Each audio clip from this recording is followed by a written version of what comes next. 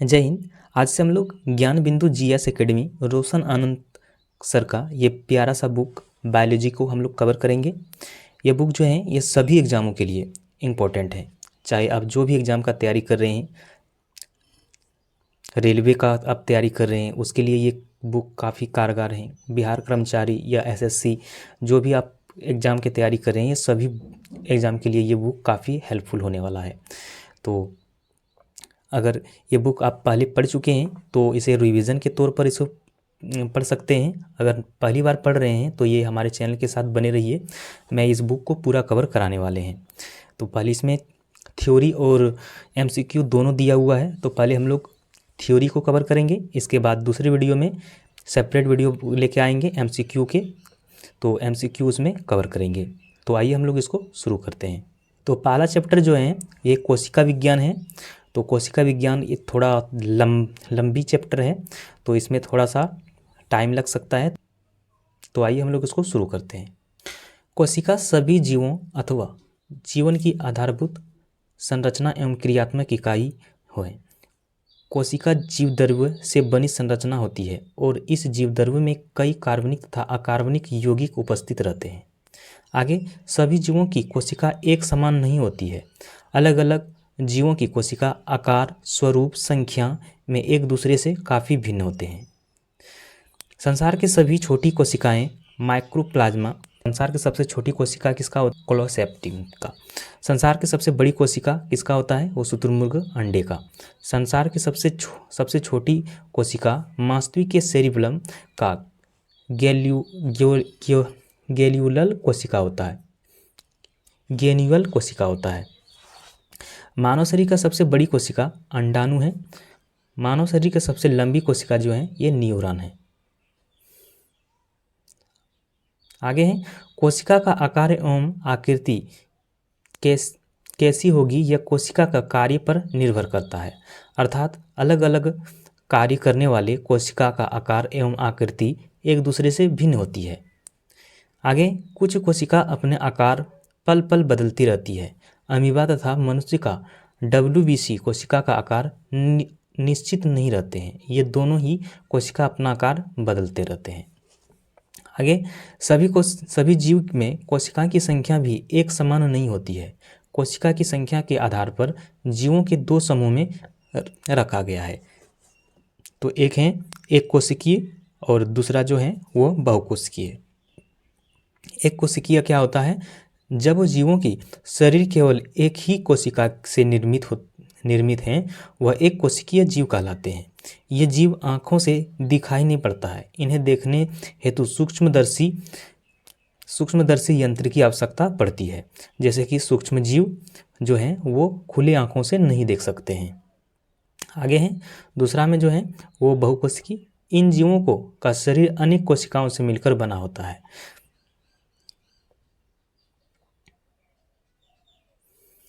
आगे, विभिन्न जीवों में कोशिका का संख्या कितनी होगी यह सजीवी के शरीर के आकार पर निर्भर करता है।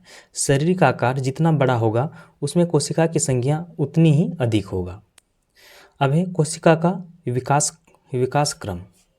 1590 में जेड जेनसन तथा एन जेनसन ने माइक्रोस्कोप की खोज की और इसके साथ ही कोशिका अध्ययन मार्ग खुल गया। 1665 ईस्वी में रॉबर्ट हुक ने अपने द्वारा बनाए गए माइक्रोस्कोप से कोशिका की खोज की। कोशिका का नामकरण भी रॉबर्ट हुक द्वारा ही किया गया।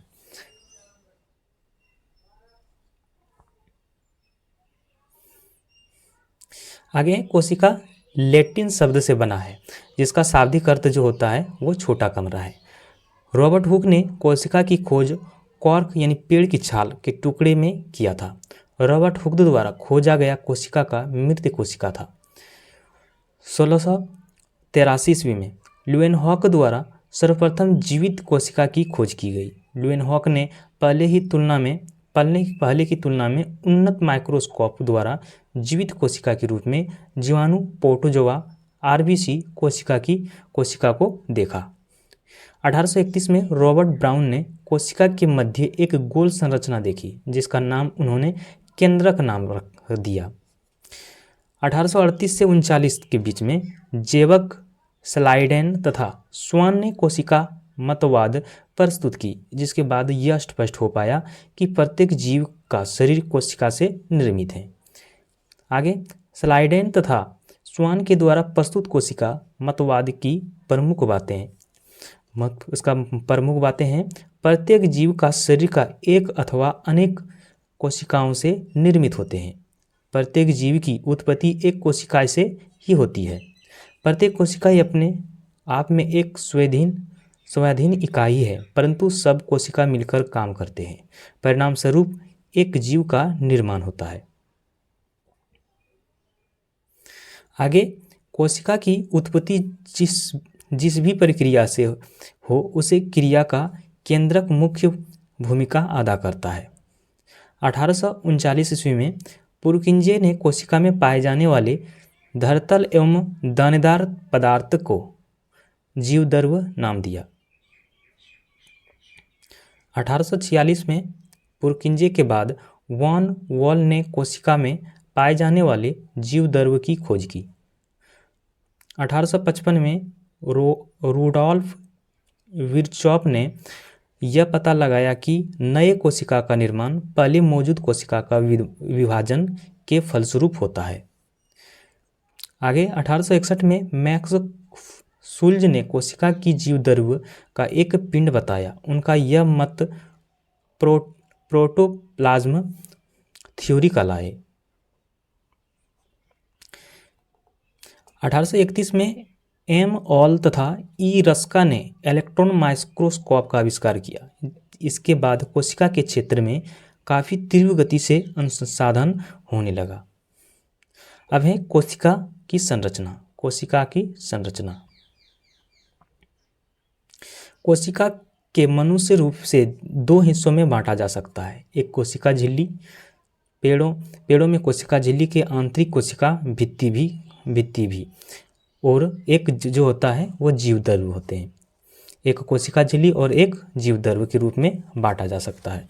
जीवद्रव्य को पुनः दो हिस्सों में विभक्त किया जा सकता है, एक कोशिका द्रव्य तथा एक केंद्रक में।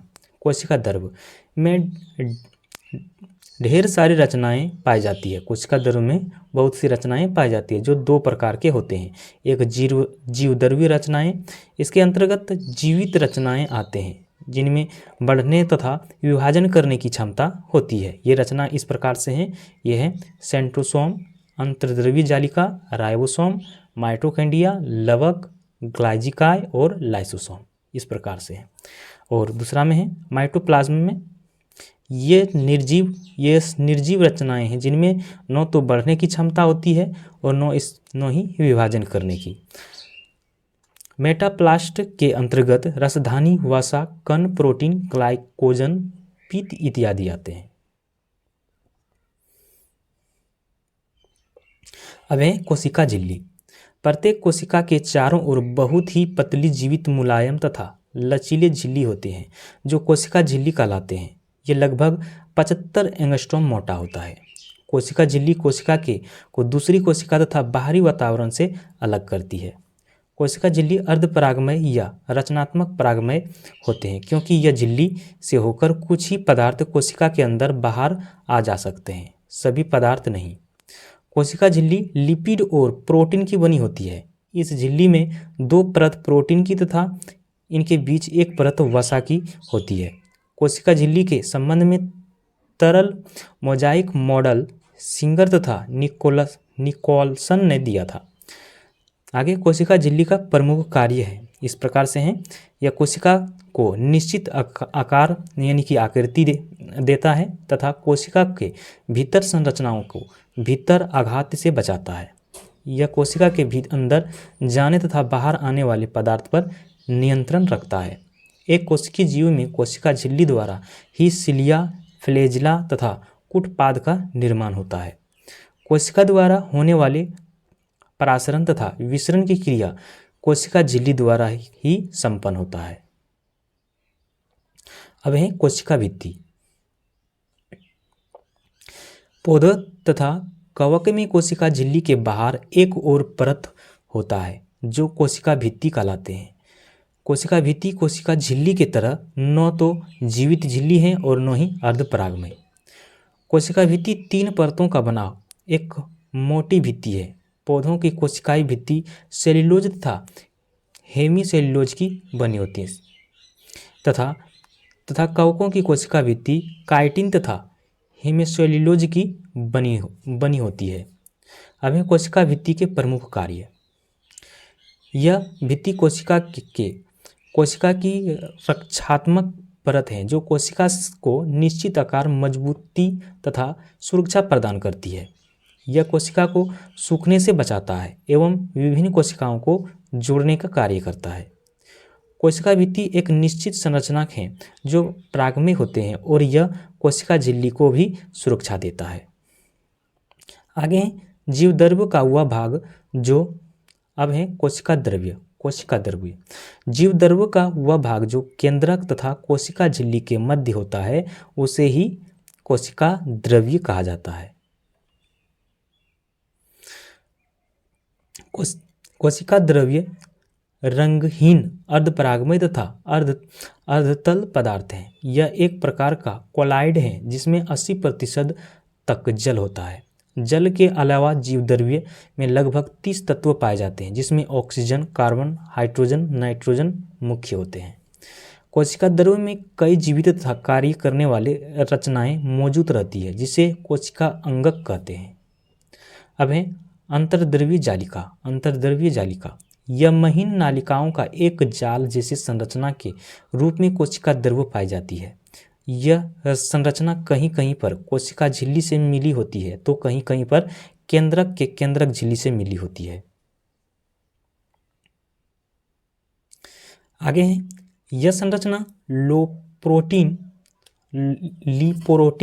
लिपिड और प्रोटीन मिलाकर लो प्रोटीन बनता है की बनी होती है। कोशिका द्रव्य में ER यानी कि एंडोप्लाज्मिक रेटिकुलम 2 प्रकार के होते हैं। एक चिकनी अंतर्द्रव्य जालिका जिसको हम एस्मोथ ER बोलते हैं और खुरदरी आंतरिक जालिका जिसको राउथ ER बोलते हैं। राउथ ER यानी कि खुरदरी अंतर्द्रव्य जालिका के झिल्ली पर राइबोसोम के सूक्ष्म कण पाए जाते हैं जबकि स्मूथ ER पर राइबोसोम उपस्थित नहीं होते हैं। अपने विशेष संरचना के कण अंतर्द्रव्य जालिका को कोशिका या कोशिका द्रव्य का कंकाल तंत्र कहा जाता है। आगे इस संरचना की खोज सर्वप्रथम पोर्टर, क्लाइडे तथा फुलम ने किया था जबकि इसका प्रथम बार नामांकन पोर्टर तथा कलमैन के द्वारा किया गया। अंतर्द्रव्य जालिका को वर्तमान समय में एंगस्ट्रोप्लाज्मा भी कहा जाता है। अंतर्द्रव्य जालिका के प्रमुख कार्य। यह अंतःकोशिकीय परिवहन का कार्य करता है। अंतर्द्रव्य जालिका के नली में तरल द्रव्य भरा रहता है जिसे यह कोशिका द्रव्य के विभिन्न हिस्सों में वितरित करते रहती है। कोशिका द्रव्य के अंदर प्रोटीन का परिवहन मुख्यतः अंतर्द्रव्य जालिका द्वारा किया जाता है। आगे चिकनी अंतर्द्रव्य जालिका वसा तथा कोलेस्ट्रॉल के संश्लेषण में भाग लेती है तथा खुरदरी अंतर्द्रव्य जालिका प्रोटीन संश्लेषण में मदद करती है। आगे अंतर्द्रव्य जालिका उन कोशिकाओं में अधिक पाई जाती है जिसमें प्रोटीन, वसा, हार्मोन का संश्लेषण होता है जैसे कि मनुष्य की यकृत, अग्नाशय की कोशिकाओं में अंतर्द्रव्य जालिका की संख्या अधिक होती है। आगे मानव यकृत में पाए जाने वाली चिकनी अंतर्द्रव्य जालिका यकृत को विष के प्रभाव को नष्ट करने में मदद करता है।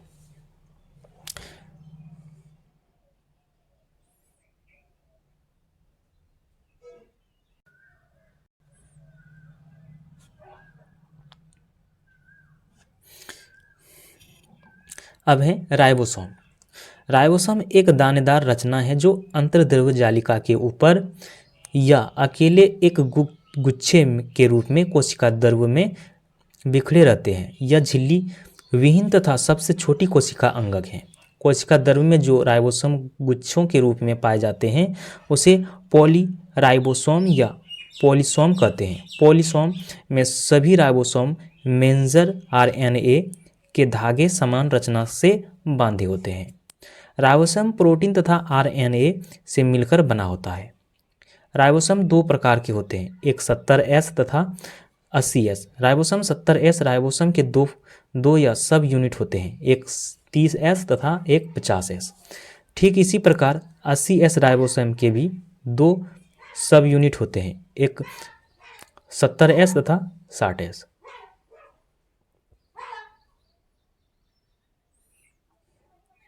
आगे हैं राइबोसोम की खोज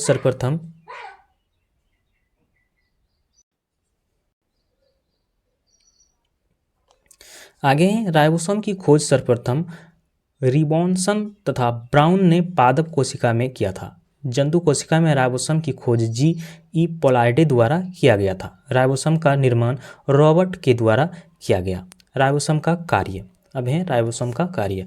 यह प्रोटीन संश्लेषण का काम करता है। इसका अभाव में कोशिका में प्रोटीन संश्लेषण को पाना संभव नहीं है। राइबोसोम को कोशिका का प्रोटीन फैक्ट्री कहा जाता है। अब है ग्लाइजिकाय यानी ग्लाइजी बॉडी। कोशिका द्रव्य में यह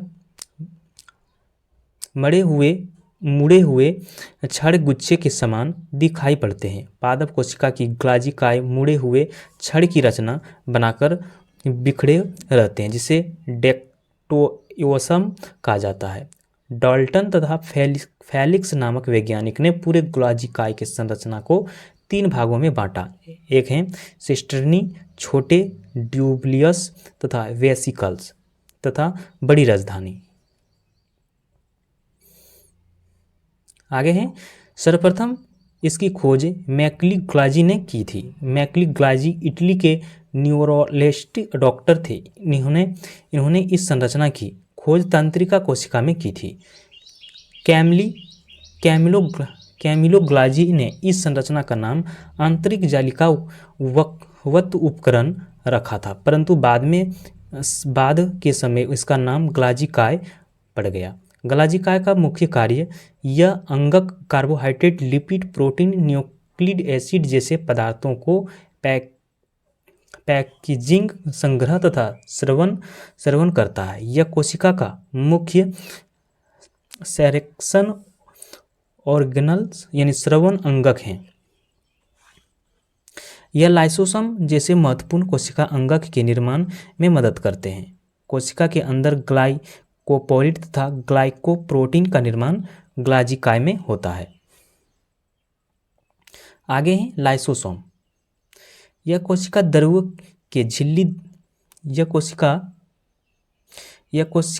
के झिल्लीदार थैली जैसी संरचना है। इस थैली की आकृति हमेशा एक जैसी बनी रहती है। यह बहुरूपता को दर्शाते हैं। लाइसोसोम पौधे के कोशिका की तुलना में जंतु कोशिका में प्रचुर मात्रा में पाए जाते हैं। लाइसोसोम थैली के अंदर हर प्रकार के हाइड्रोलाइटिक एंजाइम पाए जाते हैं। इन एंजाइम में इतनी क्षमता होते हैं कि यह कोशिका द्रव्य एवं उसमें उपस्थित सभी जीवित रचनाओं को नष्ट कर सकता है। लाइसोसोम को आत्महत्या की थैली कहा जाता है। लाइसोसोम की खोज सर्वप्रथम 1958 में डिडबे द्वारा किया गया। डिडबे को इस कार्य हेतु 1974 में नोबेल पुरस्कार प्राप्त हुआ था। लाइसोसोम का कार्य। यह कोशिका अंगक के टूट-फूट भाग को पाचित कर कोशिका द्रव्य को साफ रखता है। यह आवश्यकता के अनुरूप कोशिका को भी नष्ट करता है। यह कोशिका के विषाणु, जीवाणु तथा अन्य सजीवों, सूक्ष्म जीवों का संक्रमण से बचाता है।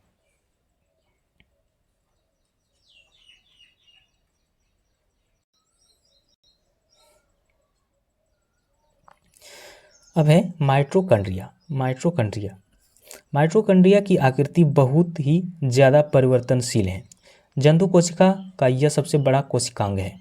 माइटोकॉन्ड्रिया दोहरी झिल्ली की बनी होती है। इसके भीतर झिल्ली में अनेक अंगुली जैसे उभार निकला रहता है, जिसे क्रिस्टल कहते हैं। माइटोकॉन्ड्रिया के अतिरिक्त झिल्ली से घिरे जगह में मैट्रिक्स भरा रहता है। मैट्रिक्स में राइबोसोम, डीएनए, आरएनए, एमजी तथा सीए आयन तथा कई एंजाइम पाए जाते हैं। राइबोसोम इसमें एक 705 प्रकार के होते हैं।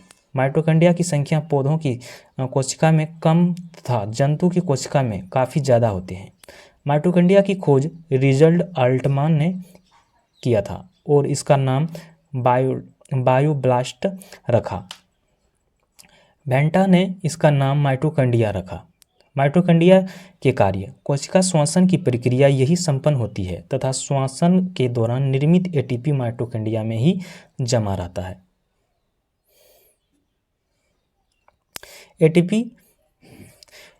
एटीपी जमा रहने के कारण माइटोकॉन्ड्रिया को कोशिका का ऊर्जागृह कहा जाता है। सबसे पहले किंग सबरी ने यह बताया था कि कोशिका श्वसन माइटोकॉन्ड्रिया में होता है। वार्ग ने कोशिका श्वसन के लिए उत्तरदायी एंजाइम की खोज माइटोकॉन्ड्रिया में किया। अब है लवक।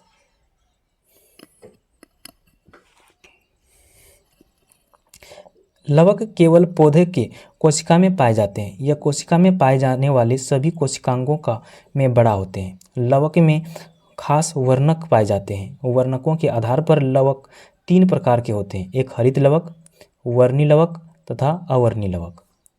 हरित लवक यह सबसे महत्वपूर्ण लवक है। इस लवक में क्लोरोफिल वर्णक पाए जाते हैं, जिसका चलते प्रकाश संश्लेषण की क्रिया पौधे में संपन्न हो पाती है।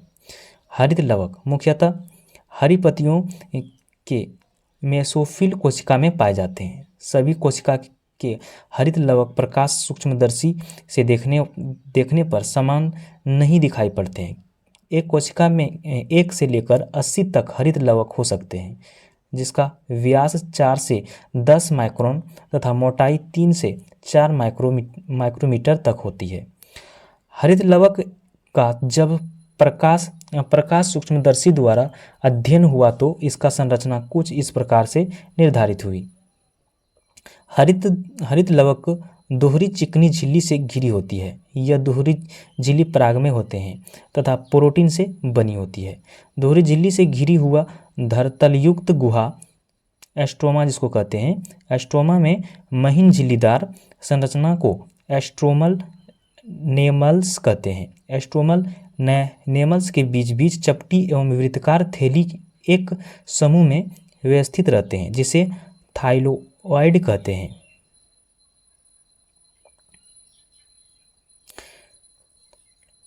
थाइलॉइड प्रोटीन एवं लिपिड का बना होता है। थाइलॉइड के समूह के ग्रेन्यूल्स कहा जाता है। थाइलॉइड नामक थैली में ही क्लोरोफिल पाया जाता है। क्लोरोफिल अणुओं के समूह को क्वांटिसम भी कहा जाता है। हरित लवक प्रकाश संश्लेषण क्रिया के केंद्र और यह सिर्फ प्रकाश संश्लेषी पौधे में ही पाया जाता है। अब है वर्णी लवक। इसे रंगहीन लवक कहा जाता है। पौधे में हरे रंग के अतिरिक्त अन्य सभी रंगों के लिए वर्णी लवक की उत्तरदायी होते हैं। विभिन्न प्रकार के वर्णी लवक: गाजर का रंगी रंग किसके कारण से होता है? ये कैरोटीन के कारण। हल्दी का पीला रंग किसके कारण से? एंथोफिल के कारण। पपीता का पीला रंग कैरिका जैंथिन के कारण। टमाटर का लाल रंग लाइकोपिन के कारण। सेब का लाल रंग एंथोसाइनिन के कारण होते हैं। सभी रंगों के लिए उत्तरदायी वर्णी लवक वसा में घुलनशील होते हैं तथा मुख्य रूप से फूलों तथा फलों में पाए जाते हैं। गौरतलब है कि हरित लवक वर्णी लवक के रूप में परिवर्तित हो सकते हैं तथा वर्णी लवक हरित लवक में तीनों प्रकार के लवक आपस में परिवर्तित हो सकते हैं। अब है अवर्णी लवक। यह लवक पौधों के उन भागों में कोशिकाओं में पाए जाते हैं जो सूर्य के प्रकाश से वंचित रहते हैं।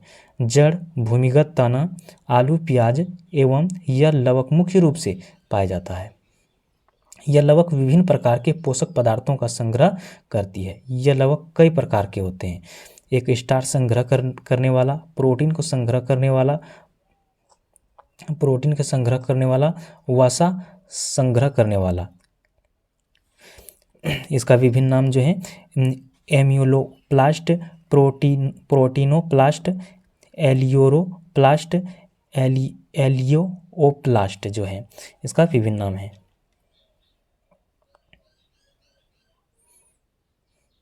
तारकाय यह संरचना केवल जंतु कोशिका में ही पाई जाती है। इलेक्ट्रॉन सूक्ष्मदर्शी से देखने पर यह बेलन जैसा दिखाई और इसके चारों ओर वृत्तीय क्रम में व्यवस्थित धागे जैसे संरचना होती है। इस संरचना को एस्ट्रल रेस कहते हैं।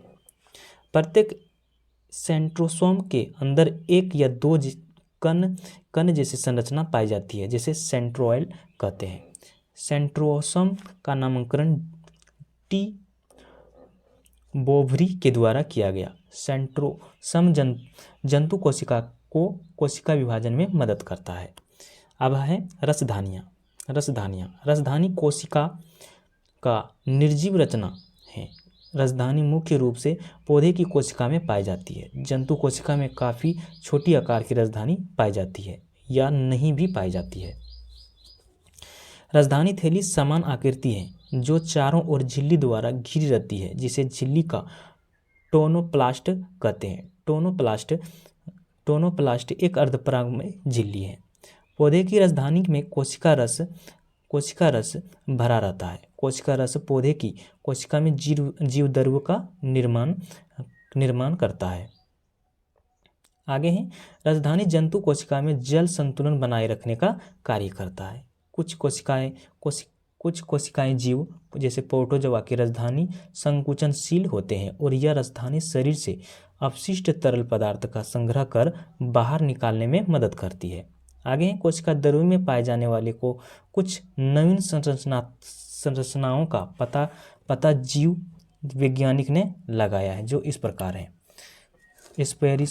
स्पेरोसोम्स इस पौधे की कोशिका का लाइसोसोम कहा जाता है। यह वसा का संश्लेषण तथा संग्रहण का कार्य करता है। आगे कोशिकीय पंजर, यह प्रोटीन का बना सूक्ष्म तंतु या जल है जो पूरे कोशिका द्रव्य में फैला रहता है। यह एक रचनात्मक ढांचे बनाकर कोशिका की आकृति बनाए रखता है। आगे फारोक्सीसोम, यह संरचना पौधे प्रकाशीय श्वसन में मदद करता है। इसके द्वारा कोशिका में हाइड्रोजन परऑक्साइड का भी उत्पादन होता है।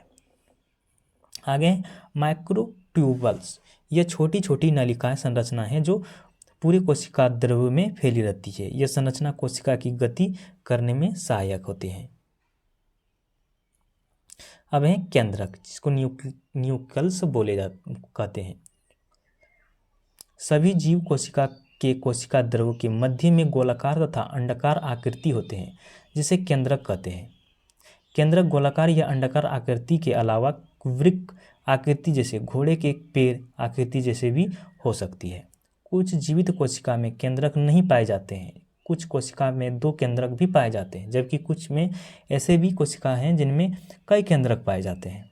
आगे सभी जीवित कोशिका का केंद्रक एक समान नहीं होते हैं। केंद्रक की आकृति कोशिका की क्रिया यानी कार्य पर निर्भर करता है। एक केंद्रक की संरचना निम्नलिखित भाग पाए जाते हैं। केंद्रक झिल्ली, यह दोहरी झिल्ली की बनी झिल्ली होती है जो केंद्रक के चारों ओर रहता है। दोहरी परत वाली झिल्ली के बीच की जगह को पेरिन्यूक्लियर स्पेस कहते हैं। केंद्रक की झिल्ली की बाहरी परत अंतर्द्रव्य जालिका से, जबकि भीतरी परत क्रोमैटिन नेटवर्क से जुड़ा रहता है। केंद्रक झिल्ली में कई छिद्र होते हैं, जिन छिद्रों से कोशिका द्रव्य तथा केंद्रक द्रव्य के बीच पोषक पदार्थों का आदान प्रदान होता है। आगे है केंद्रक द्रव्य। केंद्रक के भीतर पाए जाने वाले जीव द्रव्य को ही केंद्रक द्रव्य कहते हैं। इस द्रव्य में मुख्य रूप से प्रोटीन, फास्फोरस और न्यूक्लिक अम्ल पाए जाते हैं। आगे क्रोमैटिन जाल, केंद्रक द्रव्य में महीन धागों का बना जाल क्रोमैटिन जालिका कहलाता है। यह जालिका कोशिका विभाजन के समय काफ़ी अस्पष्ट रूप से दिखाई पड़ते हैं। क्रोमैटिन जालिका histone protein, non histone protein, DNA तथा आरएनए मिलाकर बना होता है। आगे केंद्रक द्रव्य में क्रोमैटिन जालिका 2 तरह के होते हैं। एक जालिका बिखरा हुआ रहता है जिसे क्रोमैटिन कहते हैं, तथा एक जालिका बहुत ही सघन और सख्त रहता है जिसे हेटेरोस्क्लेरोटिन क्रोमैटिन कहते हैं। यूक्रोमैटिन सक्रिय रहते हैं, जबकि हेटेरोक्रोमैटिन निष्क्रिय रहते हैं। कोशिका विभाजन के समय क्रोमैटिन जालिका एक नई छड़ जैसी संरचना में बदल जाती है तथा इसे गुणसूत्र कहा जाता है। आगे है केंद्रिका। केंद्रक द्रव्य में एक छोटी गोलाकार संरचना रहती है जिसे केंद्रक कहते हैं। इसकी खोज फॉन्टना के द्वारा की गई थी। केंद्रक में आरएनए के संश्लेषण होता है, राइबोसोम का निर्माण होता है और यह कोशिका विभाजन के समय केंद्रक को सहायता प्रदान करता है। आगे कोशिका के भीतर होने वाले समस्त कार्य एवं गतिविधियों का नियंत्रण केंद्रक द्वारा किया जाता है। केंद्रक के कोशिका का मस्तिष्क कहा जाता है। आगे कोशिका यूकेरियोटिक तथा प्रोकैरियोटिक तथा यूकेरियोटिक कोशिका।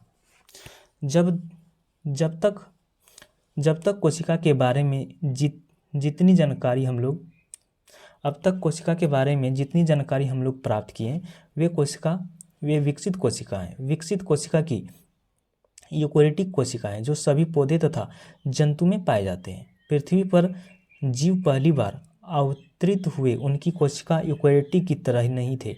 उन्होंने कई कोशिका संरचना का अभाव था। इस तरह का कम विकसित कोशिका को प्रोकैरियोटिक कोशिका कहा जाता है। जीवाणु में इसी तरह की कोशिका पाई जाती है। अब है प्रोकैरियोटिक तथा यूकेरियोटिक कोशिका में अंतर। प्रोकैरियोटिक प्राचीन तथा कम विकसित कोशिका है। इसका आकार भी छोटा तथा जबकि यूकेरियोटिक विकसित कोशिका है, इसका आकार प्रोकैरियोटिक से बड़ा होता है। प्रोकैरियोटिक में वास्तविक केंद्रक नहीं पाए जाते हैं जबकि यूकेरियोटिक वास्तविक केंद्रक पाया जाता है। प्रोकैरियोटिक में क्लोरोप्लास्ट, ग्लाजिकाय, माइटोकॉन्ड्रिया, अंतःप्रद्रव्यजालिका का अभाव रहता है जबकि यूकेरियोटिक में ये सभी संरचनाएं मौजूद रहते हैं। प्रोकैरियोटिक में केवल एक गुणसूत्र रहते हैं तथा इनके डीएनए में हिस्टोन प्रोटीन रहते हैं जबकि यूकेरियोटिक में ये एक से अधिक क्रोमोसोम यानी गुणसूत्र पाए जाते हैं और इसका डीएनए हिस्टोन प्रोटीन युक्त होते हैं। आगे हैं प्रोकैरियोटिक में 70S राइबोसोम पाए जाते हैं जबकि यूकेरियोटिक में 80S यानी कि 80S राइबोसोम पाए जाते हैं। प्रोकैरियोटिक में केंद्रिका नहीं होते हैं जबकि यूकेरियोटिक में यह उपस्थित रहता है। प्रोकैरियोटिक में कोशिका भित्ति होते हैं परंतु वह सेल्यूलोज की नहीं बनी होती है जबकि यूकेरियोटिक में कोशिका भित्ति सेल्यूलोज की बनी होती है। अब है प्लांट और एनिमल कोशिका। पादप तथा जंतु दोनों की कोशिकाएं यूकेरियोटिक की और लगभग इन दोनों कोशिकाओं के समान होते हैं। कुछ कोशिकाएं संरचना के दृष्टिकोण से पादप तथा जंतु कोशिका में अंतर होता है। पादप तथा जंतु कोशिका में पाए जाने वाले मुख्य अंतर, इसका मुख्य अंतर है पादप कोशिका में कोशिका भित्ति पाई जाती है। इसकी कोशिका की बाहरी परत कोशिका भित्ति होती है। जंतु कोशिका में कोशिका भित्ति का अभाव होता है। जंतु कोशिका की बाहरी परत कोशिका झिल्ली होते हैं। दूसरा नंबर है पादप कोशिका के आकार जंतु कोशिका की तुलना में थोड़ा बड़ा होता है। पादप कोशिका में वृद्धि कोशिका के आकार बढ़ने से होता है जबकि जंतु कोशिका में वृद्धि कोशिका संख्या को बढ़ने से होता है। पादप कोशिका में वृद्धि कोशिका के आकार बढ़ने से होता है जबकि जंतु कोशिका में वृद्धि का कोशिका की संख्या बढ़ने से होता है। कठोर कोशिका भित्ति होने के कारण पादप कोशिका नियमित आकार का होता है जबकि जंतु कोशिका की आकृति अनियमित रहती है। पादप कोशिका में लवक पाए जाते हैं जबकि जंतु कोशिका में लवक नहीं पाए जाते हैं। पादप कोशिका में सेंट्रोसोम का अभाव रहता है जबकि जंतु कोशिका में सेंट्रोसोम पाया जाता है। पादप कोशिका में राजधानी काफ़ी बड़ी होती है जबकि जंतु कोशिका में राजधानी काफ़ी छोटी होती है। पादप कोशिका में ऊर्जा यानी कि भोजन का संग्रह स्टार्च के रूप में होता है जबकि जंतु कोशिका में ऊर्जा का संग्रह ग्लाइकोजन के रूप में होता है। पादप कोशिका में सिलिया जैसे प्रजनन अंग का निर्माण नहीं होता है। सिलिया केवल जंतु कोशिका में ही पाया जाता है। अब है परासरण, विसरण एवं परासरण। पोषक पदार्थ का जीवों के प्रत्येक कोशिका में पहुंचाना तथा कोशिकाओं में अनुपयोगी या हानिकारक पदार्थों का बाहर निकालना अत्यंत आवश्यक है।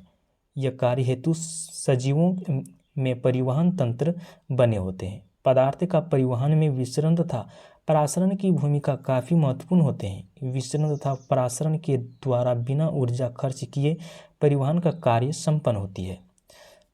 विसरण द्रव गैस तथा विलय के अणुओं का उनके अधिक सांद्रता वाले क्षेत्र से कम सांद्रता वाले क्षेत्र की ओर गति विसरण कहलाती है। विसरण की यह क्रिया तब तक होती रहती है जब तक पदार्थ के अणु प्राप्त स्थान में समान रूप से नहीं फैल जाए। विसरण करने वाले प्रत्येक अणु उन सभी दिशाओं में अनियमित रूप से फैलते रहते हैं जहां उस अणु की सांद्रता कम होती है।